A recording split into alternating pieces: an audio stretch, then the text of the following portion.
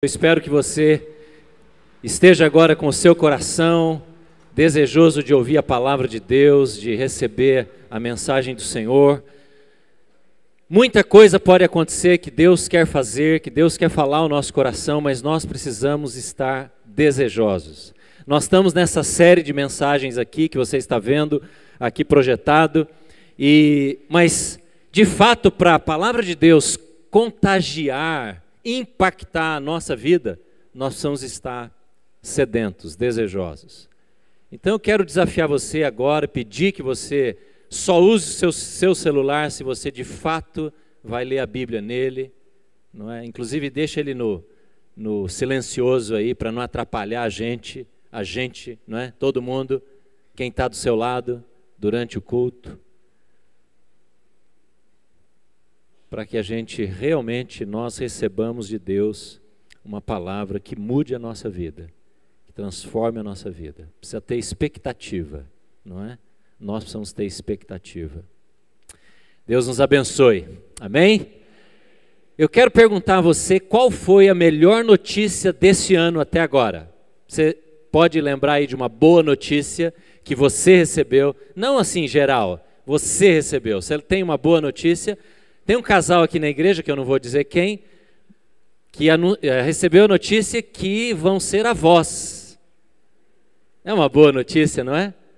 Uma boa notícia, não é? Uma esposa e um marido receberam essa novidade, aí contaram para os pais, não é? E tem uma mulher também aqui que vai ser avó, não é? Da mesma criança, não é? Que bênção! Agora, qual uma má notícia que você recebeu até agora? Na sua vida, sem falar essas dos jornais, teve alguma má notícia? Qual foi a pior notícia desse ano para você, para sua família, quem sabe para os seus filhos, quem sabe para alguém da sua casa? Teve uma má notícia, não teve? Talvez um luto, talvez um diagnóstico, talvez uma notícia ruim lá do trabalho, alguma coisa que aconteceu na sua família que desestabilizou.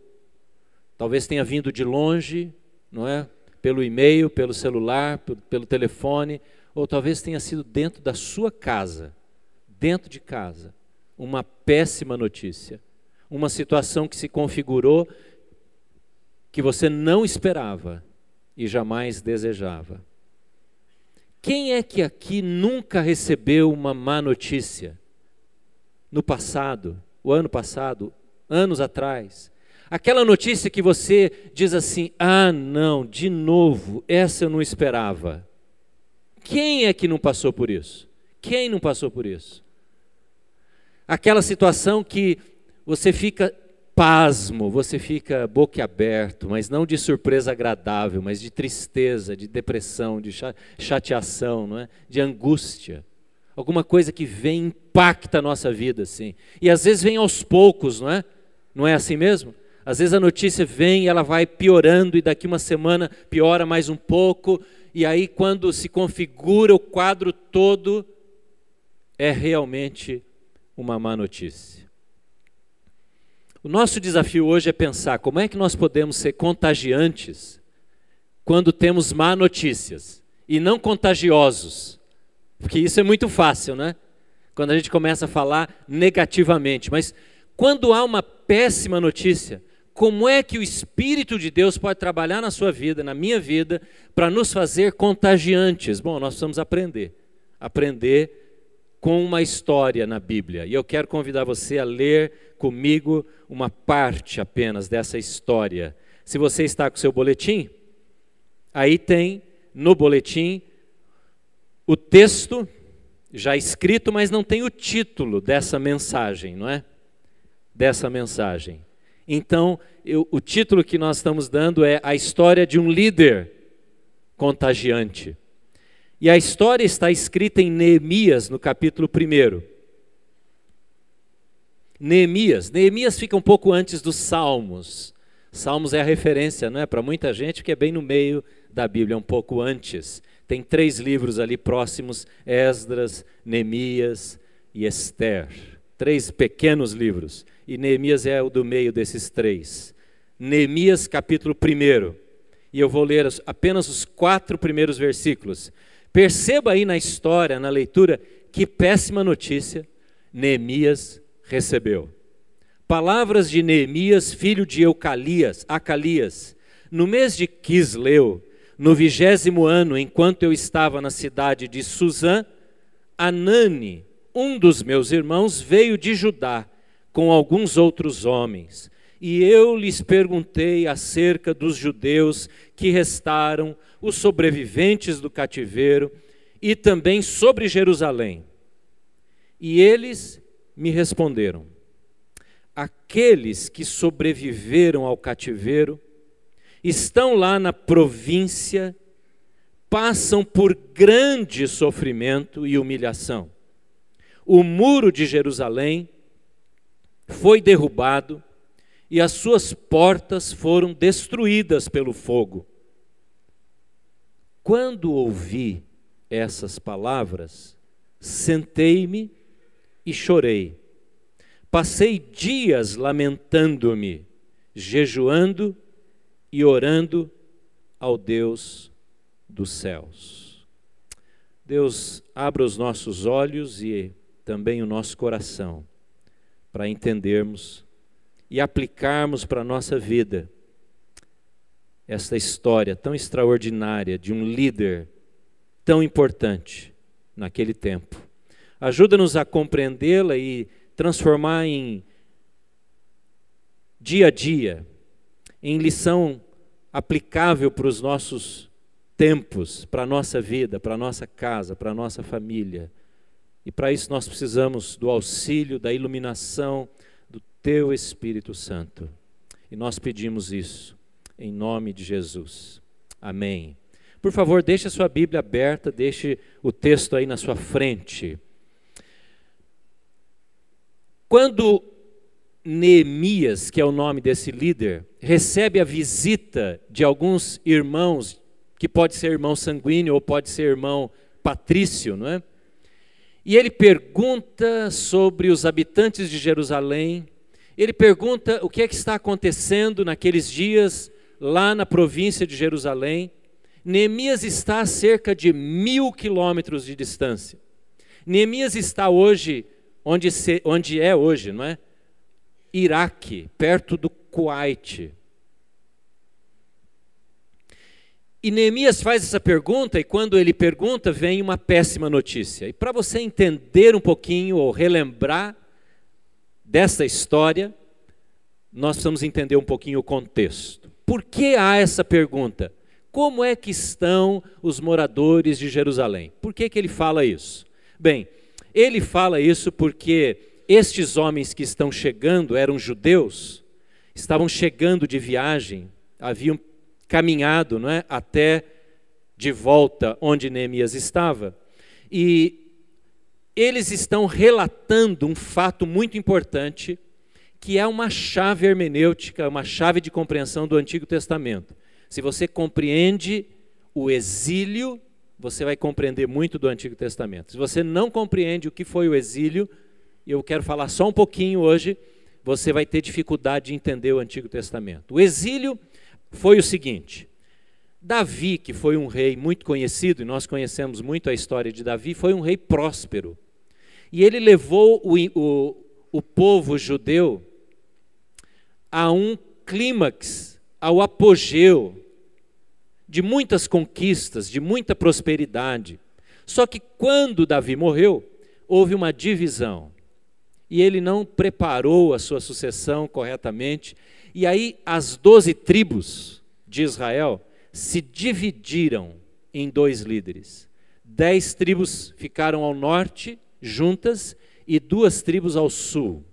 Essas 10 tribos que ficaram ao norte foram invadidos pelos persas, pelos assírios, e eles foram dizimados, foram levados presos. E as 12 tribos desapareceram na história de Israel.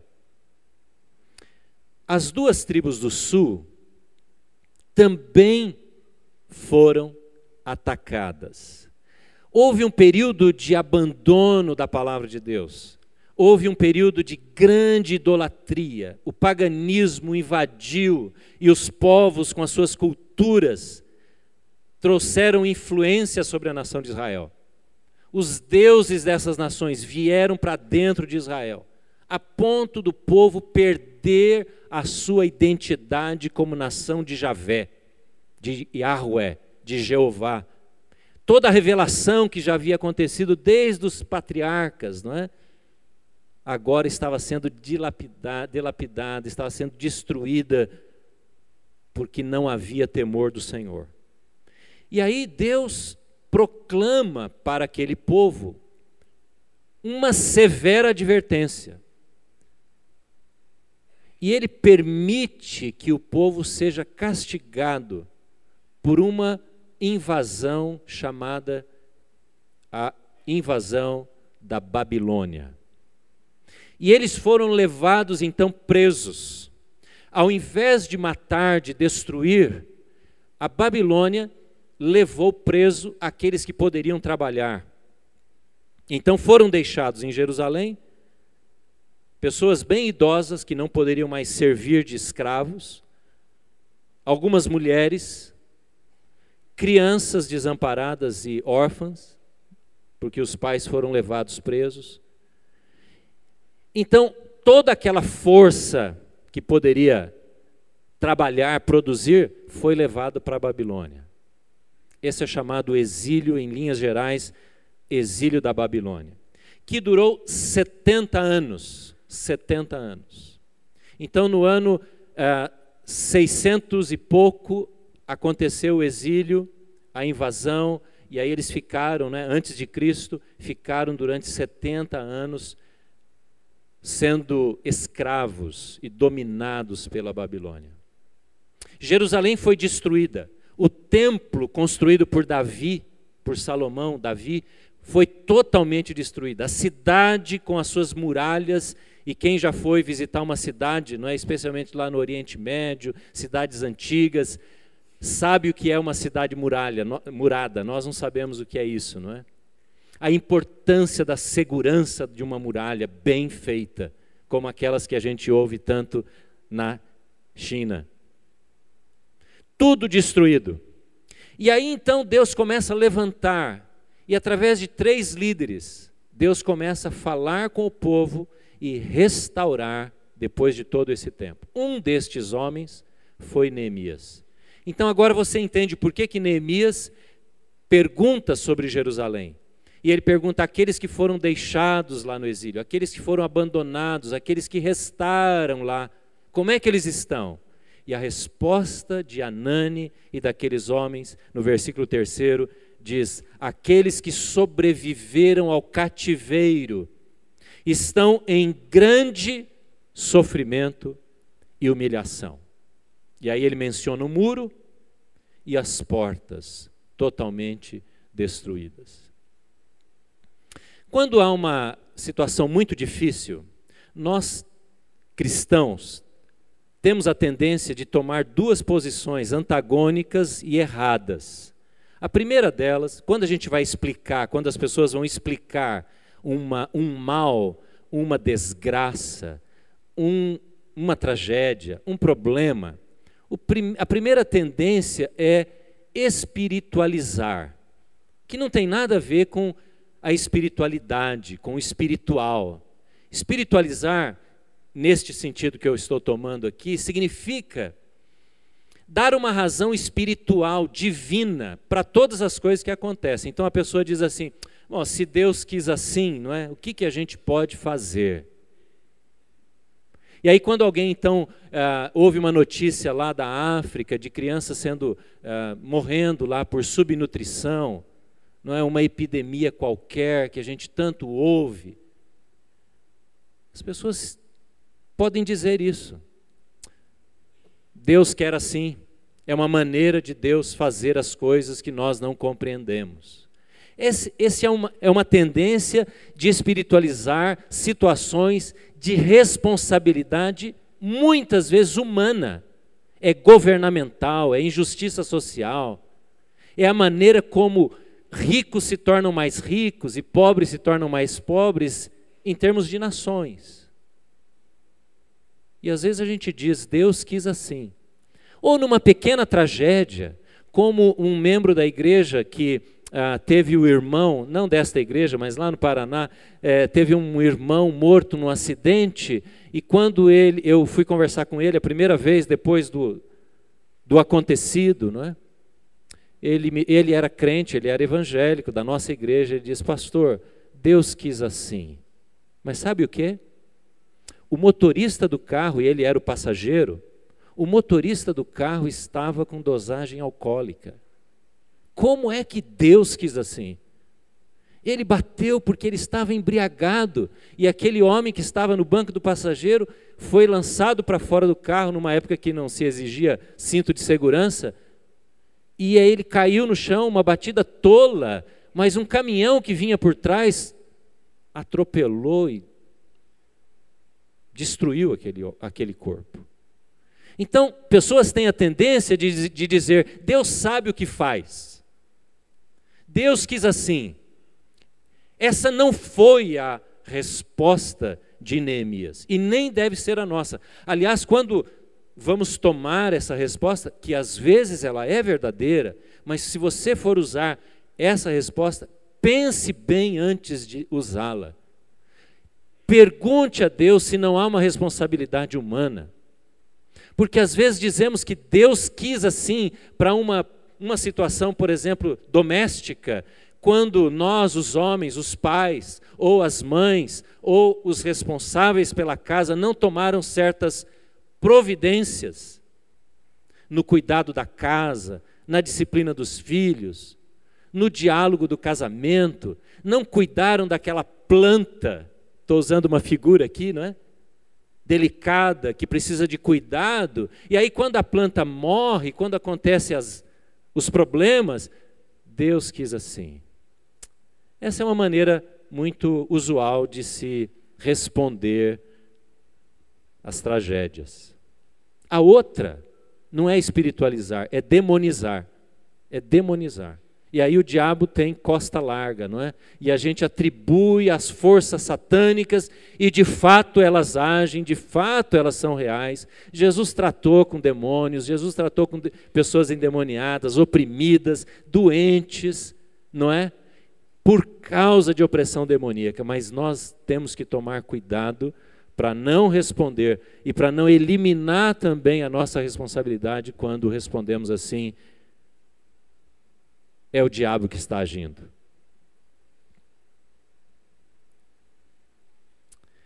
Quando Jesus curou um homem cego, os discípulos chegaram para ele e disseram assim, Jesus, quem pecou? Foi ele ou os pais? Jesus falou, ninguém.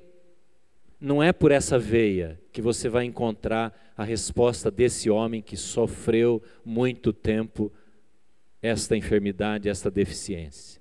Jesus se nega a colocar no pecado daquele cidadão, porque este era o hábito, era a resposta usual daquela cultura religiosa, o mal que aquele homem estava sofrendo. Então não é porque o pai pecou, não é porque ele pecou, há outras respostas. E aqui, então, a gente vê um homem que recebe uma má notícia e que não se preocupa em primeiro lugar responder. Sabe, fuja dessa tentação de dar resposta para tudo. Isso é uma ação muito negativa, é uma tendência muito errada. Sempre a gente quer dar resposta. Sabe por que você quer dar resposta para tudo? Sabe por que eu tenho essa tentação também, essa tendência de querer dar resposta para tudo? Especialmente quando esse tudo envolve os outros, não é? Quando a história é com a outra pessoa, porque a gente quer dizer que estamos em controle e que nós sabemos o que é que está acontecendo. Quando a gente encontra uma resposta, nós, em outras palavras, estamos dizendo, eu sei, eu estou no controle. Se você seguir o meu conselho, você vai ter solução para isso. Fuja desta tendência, fuja deste perigo. Neemias não quis perguntar para Deus, Ele não quis questionar Deus por que está acontecendo isso depois de tantos anos.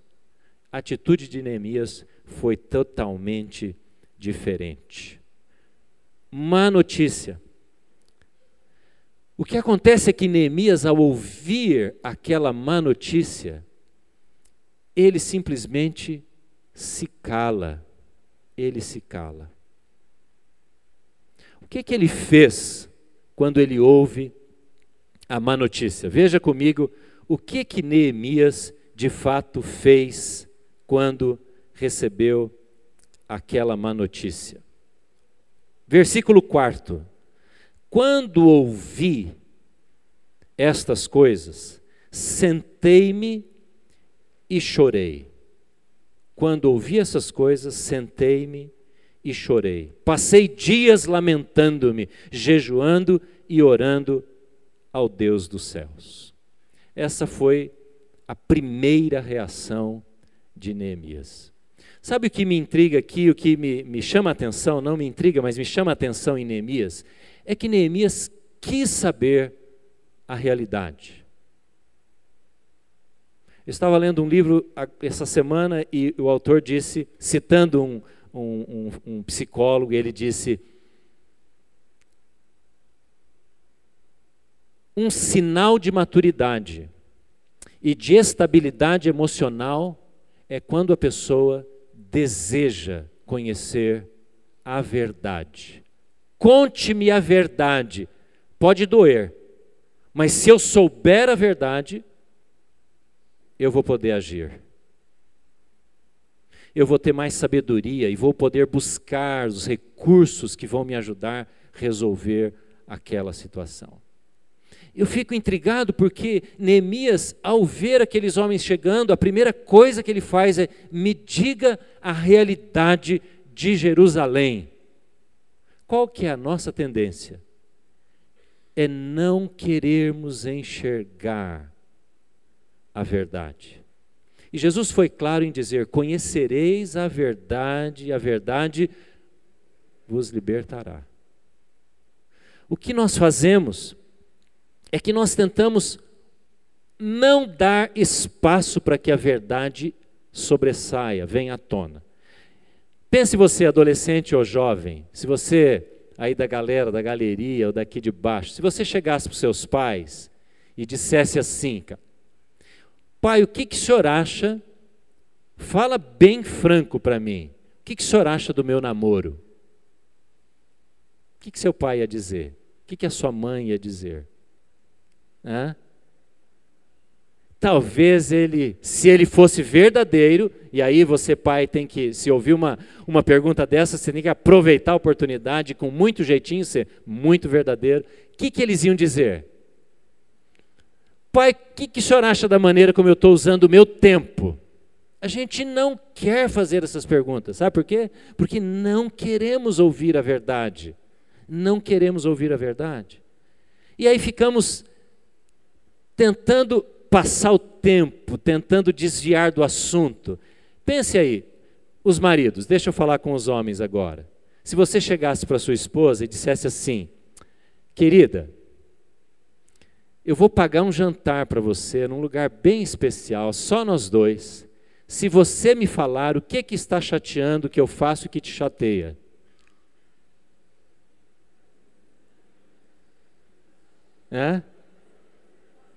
Vou te pagar, fala, meu bem, porque normalmente as mulheres não querem falar essas coisas. Elas não querem falar, não é? Elas não querem conversar essas coisas. Elas falam: não, meu bem, esqueça, você... Que isso? Ah, meu bem, faz favor, não é? Mas você fala: não, meu bem, você não está entendendo, eu vou pagar um jantar para você, nós vamos sair só nós dois. Você precisa falar comigo, meu bem. Por que o homem não faz isso, hein? Você, marido, por que a gente não faz isso? Porque a gente não quer ouvir a verdade. A gente não é como Neemias, que é contagiante, porque ele chegou e disse: me conta a verdade da minha nação, do meu povo. Fala para mim o que está acontecendo. Você é daqueles que quer ouvir a verdade? Se o seu chefe lá, o departamento, lá, alguém que é superior a você no seu trabalho, lá na faculdade, ou lá no seu escritório, na sua empresa, chegar para você e falar assim, olha, daqui uma semana vai ter uma avaliação aqui, então todo mundo vai preencher um formulário aqui, nós vamos nos avaliar, vocês vão me avaliar, eu vou avaliar vocês e tal, e aí você já começa a transpirar frio, não é? Já começa a dar taquicardia e dor de estômago. Porque a gente não quer ouvir as coisas. E por isso as coisas às vezes estão indo mal. Por isso nós não somos o agente de transformação da nossa própria vida, porque não perguntamos. Pergunte para as pessoas, pergunte para os seus pais. Fala, pai, o que está chateando o senhor? Tem alguma coisa na minha vida que eu faço que te deixa triste, mãe? Tenha coragem de perguntar. Tenha coragem de perguntar para o seu esposo, sua esposa, sua namorada, o que entristece você? Me fala que eu quero saber, porque eu quero conhecer a verdade, porque se eu conhecer a verdade, eu posso ser liberto disso que está nos incomodando. Você gosta de ouvir a verdade? Desde que não mexa com você, não é? Não é assim mesmo? Desde que não mexa com a gente. Está aí a Petrobras, não é? Verdades podres, não é? Vindo à tona. E aí a gente tem que pagar a conta, não é? Tem que pagar mais gasolina, tem que pagar mais impostos, tem que pagar mais energia elétrica, é bandeira vermelha, e as coisas estão ficando roxas, não é? Para o nosso lado. Porque agora nós estamos vendo alguma verdade, alguma realidade, que ficou oculta. Não é assim? E aí vem a podridão, e aí já não tem mais jeito. É assim também no casamento, na família, no trabalho, na igreja. Quando a gente vai encobrindo a verdade, vai deixando, ela vai deixando de vir à tona, a mentira vai se tornando podre, e vai estragando, vai atrapalhando, vai destruindo tudo mais. Quando você for ao médico, quando você vai ao médico, você não vai chegar para o médico e dizer, doutor ou doutora, eu vim aqui buscar um diagnóstico, mas por favor, não me fale a verdade. Não descubra o que está acontecendo. Só um louco faria isso, não é verdade? Mas assim nós tratamos muitas áreas da nossa vida. E graças a Deus Neemias não foi assim, amém? Neemias não foi assim. Conta para mim o que é que está acontecendo, porque eu quero de fato saber. E aí vem a reação, e quando Neemias ouve a história, ele tem uma reação, e a primeira reação dele qual foi? Veja, a primeira reação dele foi emocional. Você concorda comigo? Olha aí, ele sentou e fez o quê? E chorou. Por que ele sentou? Não é? Ele sentou. Neemias era um homem muito de trabalho. Eu vou dizer para você, para Neemias sentar era uma coisa rara. Você já viu um pastor sentado aqui na escada? Não, né? É para chocar, para você nunca esquecer que Neemias sentou, foi uma coisa rara. Sabe por quê? Qual era o trabalho de Neemias? Você sabe o que Neemias fazia? Neemias era copeiro do rei. Ele cuidava de todo o palácio, era como se fosse o mordomo de todo o palácio. E além disso, naquela época, o copeiro do rei era o confidente, era aquele primeiro-ministro, era aquele que acompanhava o rei, que conversava com o rei, era o psicólogo do rei, era o companheiro do rei, para quem o rei desabafava. E quando Neemias senta, é porque a coisa está realmente muito ruim para ele. E ele está muito abatido, porque ele não tem ânimo. Eu acho que é quando a gente fica... Sabe quando você recebe uma péssima notícia? E você quer ficar, né? Às vezes não fica porque não é possível, mas você quer ficar um dia inteiro trancado no quarto, com a luz apagada, porque você está com aquela dor de cabeça, não é terrível? Ou você quer pegar o seu carro e sair para a estrada, não é? Tem gente que gosta de andar, não é? Você quer ficar sozinho.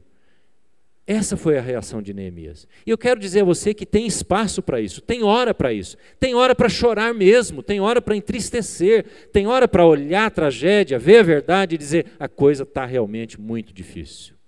Tem hora que você tem que olhar para o casamento, para os filhos, para a família, para a vida profissional, para a sua vida interior e dizer, realmente eu estou precisando sentar.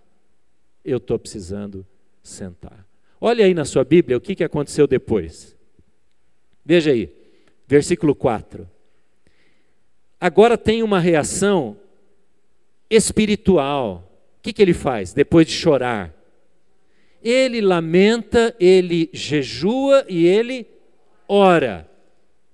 Ele lamenta, ele jejua e ele ora.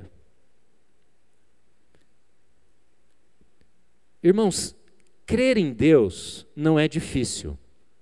Se você perguntar para a grande maioria das pessoas, né, a grande maioria dos brasileiros, você crê em Deus? Sim. Aí você chama assim, você pode vir aqui orar comigo? Aí é diferente. Pergunte para uma pessoa se ela crê em Deus, e daí você pergunta, como é a sua vida de oração? Provavelmente, se ela não for convertida a Jesus e entender o Evangelho, ela vai dizer, eu oro o tempo todo. Deus está sempre na minha mente. Não é assim que as pessoas falam? Neemias não é essa pessoa. Neemias tem uma vida de oração. Ele ora objetivamente. Sabe por quê? Porque ele conhece Deus.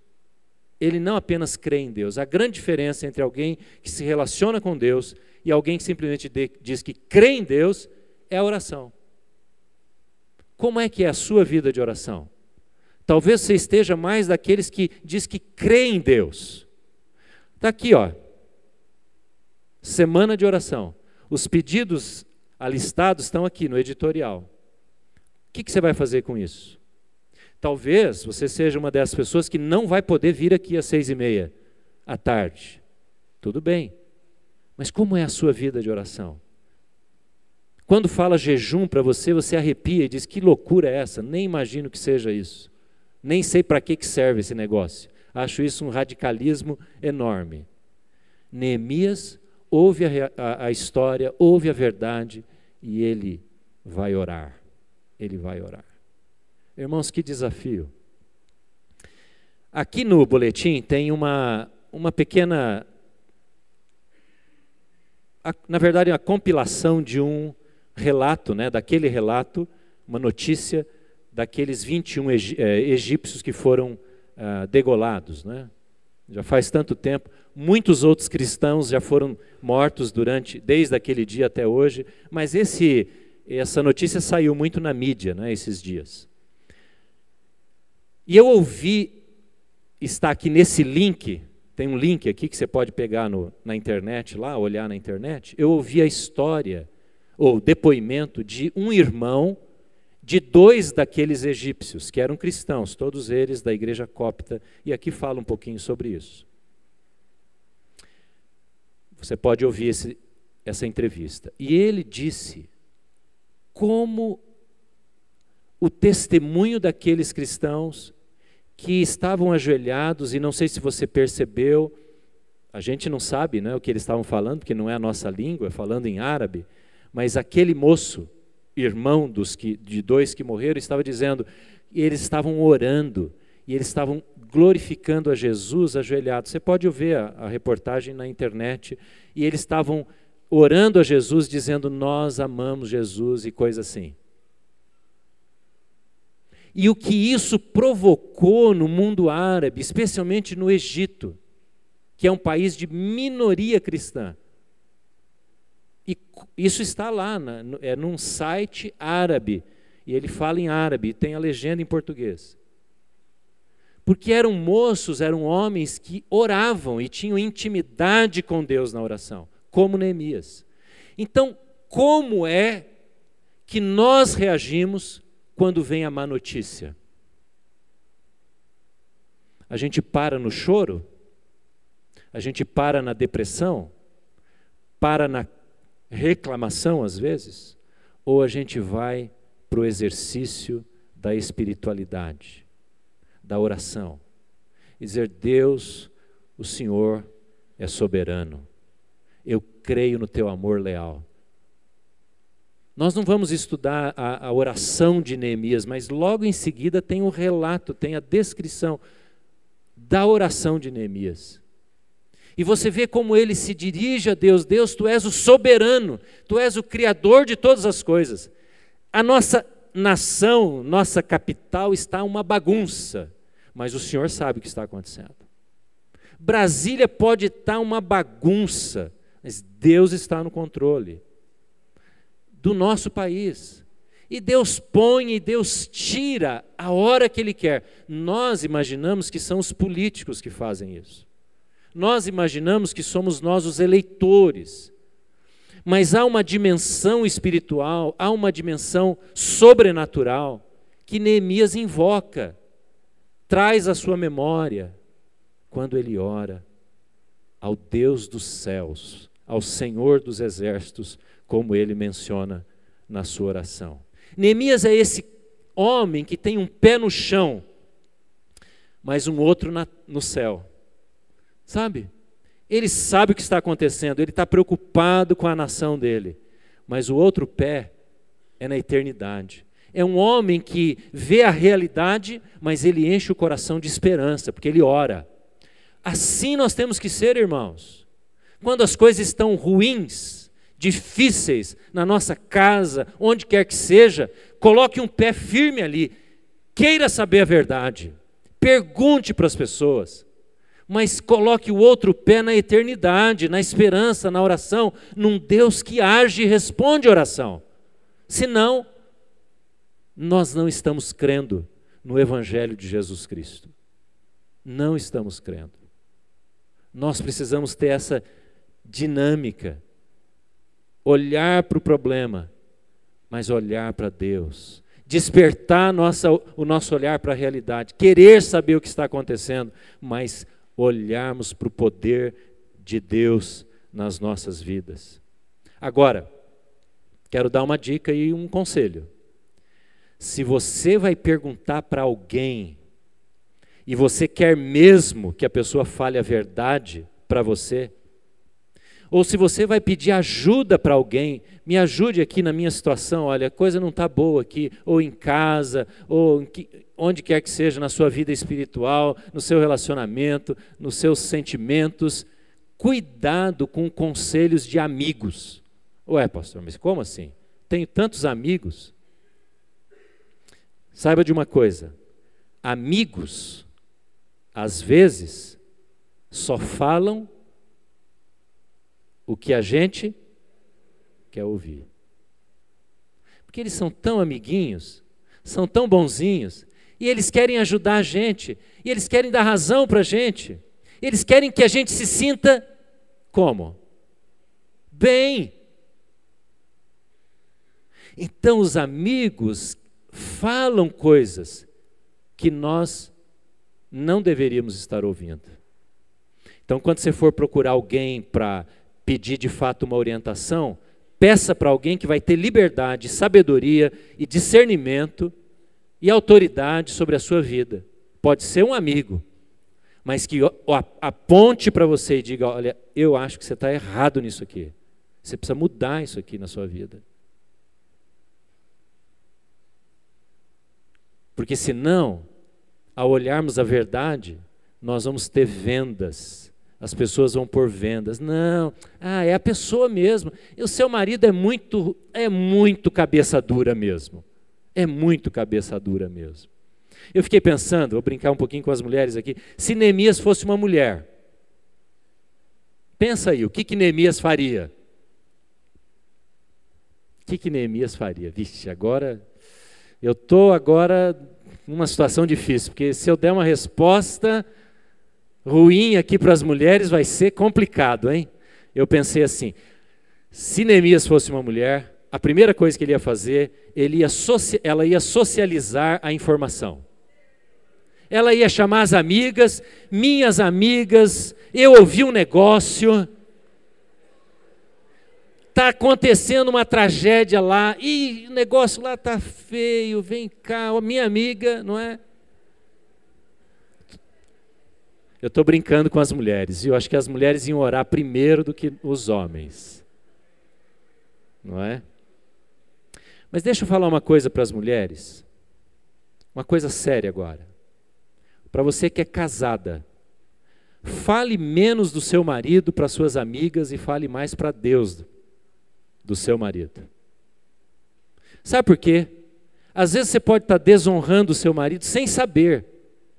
Agora, se você fala com alguém que pode ajudar de fato, que pode aconselhar você, e às vezes o problema é mesmo latente, está ali, não é?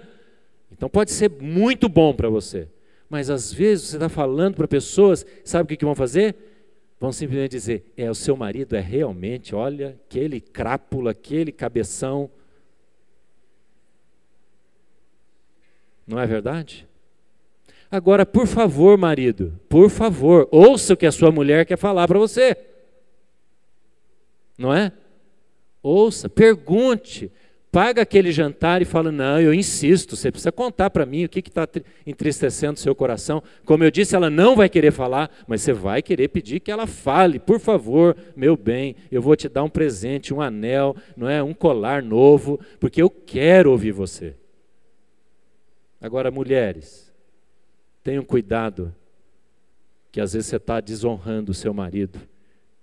Tem muita gente sabendo coisas do seu marido, entre as suas amigas, menos ele. E ele está sendo desonrado por você no meio dessas pessoas. Neemias ora. Que coisa maravilhosa. Que coisa extraordinária. Irmãos, nós precisamos orar pelo Brasil.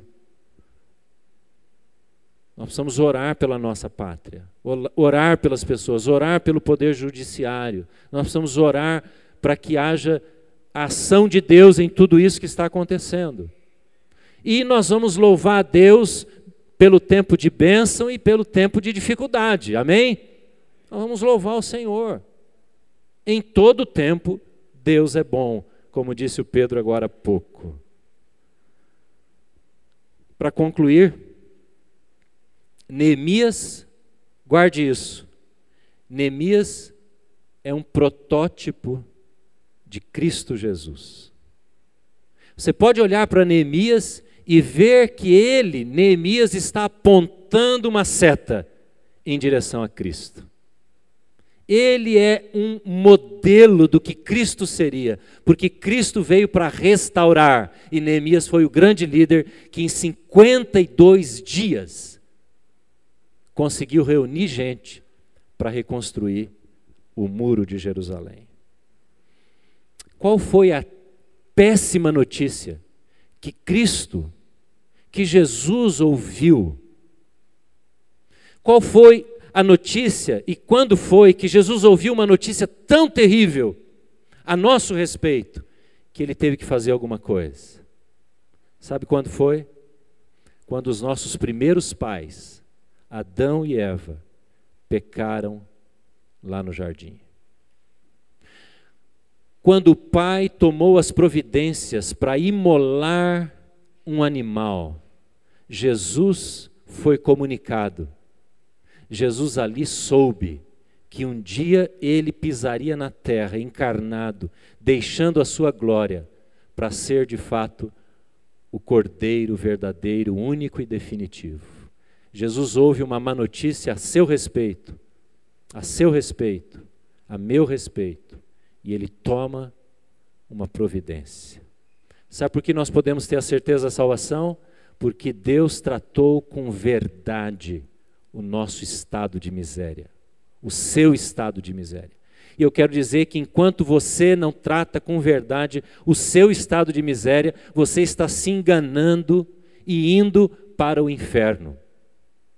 Você está deixando de ser filho de Deus e apenas criatura. Enquanto você acha que religiosidade, frequência à igreja, boas obras, ser um homem e uma mulher honesta, ajeita, resolve o problema com Deus, você não está enxergando a verdade. Porque a verdade é que todos nós pecamos e nós estamos separados da glória de Deus. Esta é a verdade. Nós estamos em miséria. Nós estamos no exílio, longe de Deus. Nós nascemos assim, estamos assim até o dia em que recebemos Jesus na nossa vida. E aí Ele começa a tratar conosco. Abaixe a sua cabeça e nós vamos orar. É interessante como Jesus também teve um momento de tristeza, como Neemias. Quando Jesus diz, a minha alma, lá no Getsemane, a minha alma está triste, triste até a morte. E diz a Bíblia que Jesus chorou, suou, transpirou sangue, naquele estado de tristeza profunda. E na cruz ele orou, a mesma sequência que aconteceu com Neemias. E ele orou dizendo, Pai, passa de mim esse cálice. Mas sobre ele, o cálice permaneceu. A morte permaneceu, por causa de mim e de você. Eu quero dar oportunidade, se alguém aqui hoje entende que a verdade sobre você precisa ser colocada diante de Jesus e você quer receber Jesus hoje na sua vida, eu quero convidar você a tomar uma decisão e dizer, sim, eu quero Jesus. Eu enxergo a minha necessidade, eu enxergo o meu pecado e eu sei que só Jesus pode me reconciliar. Eu tomo uma decisão, eu aceito o sacrifício de Jesus. Você pode ficar em pé onde você está. Nós vamos orar. Eu quero orar por você. Fique onde você está. Fique em pé. Se você quer nessa noite consagrar a sua vida a Jesus, entregar a sua vida a Jesus. Você nunca tomou essa decisão, mas hoje você deseja fazer isso. Amém. Continue em pé, por favor. Fique em pé. Deixe Deus falar com você. Fale com Deus. Diga, Deus, eu quero a partir de hoje ter esse compromisso e essa vida com Jesus e quero que o Senhor Jesus seja o dono da minha vida. Agora eu quero também, enquanto estes estão em pé, eu quero orar e convidar você que é membro dessa igreja ou de outra igreja, você que já entregou sua vida a Jesus, mas há alguma notícia ruim de Jerusalém, como se alguma coisa que estivesse acontecendo na sua vida, que precisa um olhar da realidade, da verdade. Você precisa ser confrontado por Deus para ser liberto desse problema, para ser tratado deste problema.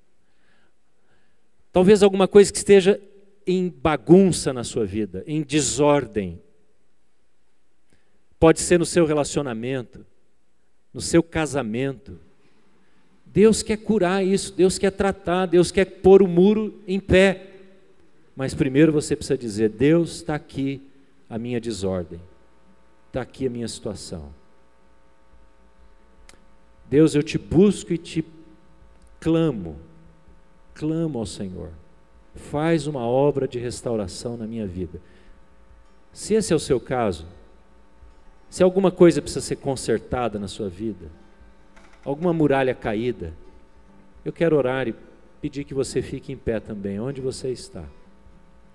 Alguma coisa que necessita de um toque mesmo e uma disposição sua, não é um toque de Deus, uma disposição sua em tratar. Talvez você tenha que chegar para alguém e dizer, olha, isso não está bem, eu quero consertar a minha vida com você, quero te pedir perdão, quero enxergar o que está acontecendo, quero ter humildade para ouvir alguma crítica. É o seu caso? Ou talvez você queira falar para alguém, sabe? Você é alguém que precisa falar, precisa ter força, coragem para falar para alguém. Você precisa dar a verdade, explanar a realidade, mas você tem medo. Você se retrai, você não tem coragem, não tem liberdade, não tem ousadia. Eu quero orar por você, fique em pé. Oh Deus, te bendizemos, Senhor. Louvamos o teu nome nesta noite.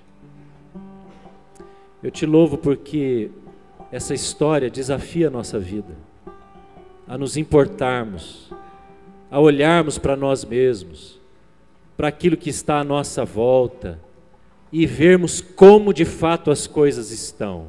Senhor, nós precisamos e desejamos olhar o nosso casamento, a nossa casa, os nossos filhos, os nossos relacionamentos familiares, olhar a nossa vida financeira, olhar por que estamos endividados ou por que as coisas não estão indo bem na nossa família, olhar por que temos tido problemas no nosso trabalho, olhar por que os nossos filhos estão agindo desta maneira, olhar para a nossa vida, ó Deus, e dizer: Senhor, revela, mostra, como o salmista orou, sonda o meu coração e vê o que está errado. E eu quero, Deus, orar por cada pessoa que se coloca na Tua presença agora. E te pedimos, ó Deus, fala e mostra, revela mesmo, Senhor. Queremos ser curados pelo Senhor. Deus, queremos ser tratados pelo Senhor, ó Pai.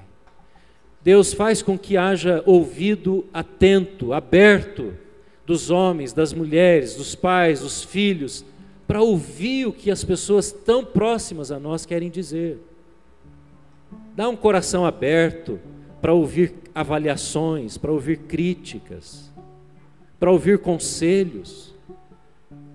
Deus, usa pessoas ao nosso lado para falar com a gente, para nos apontar a direção, nos apontar o erro. Deus, nós não queremos ser superficiais, não queremos tocar a vida, empurrar com a barriga, mas nós queremos pedir que o Senhor faça uma intervenção, porque a Tua intervenção é com amor e é para restauração. Deus, nós pedimos a Tua sabedoria. Oh Deus, Pai, eu oro por aqueles que nessa noite estão entregando a vida a Jesus e quero colocar essas vidas na Tua presença, Deus, e pedir que o Senhor fale com estas vidas e transforme e marque a vida desses que estão em pé, aceitando a Jesus, com um novo nascimento, com a conversão genuína, com a entrada plena do Teu Espírito Santo, Senhor, marcando estas vidas com a salvação. Oh Deus, oh Pai, oh Deus. Vamos ficar em pé, esteja em oração, abaixe a sua cabeça ainda orando. Deus, faz mesmo esta obra em todos nós, ó Deus. Senhor, se não veio nada à nossa memória, mas o Senhor quer falar conosco, mesmo que seja através de um sonho nesta noite, uma revelação do alto, sobrenatural, ou uma pessoa falando com a gente, faz a obra do Senhor nas nossas vidas, faz a Tua obra, Pai, em nome de Jesus, amém e amém. Vamos cantar e depois a bênção.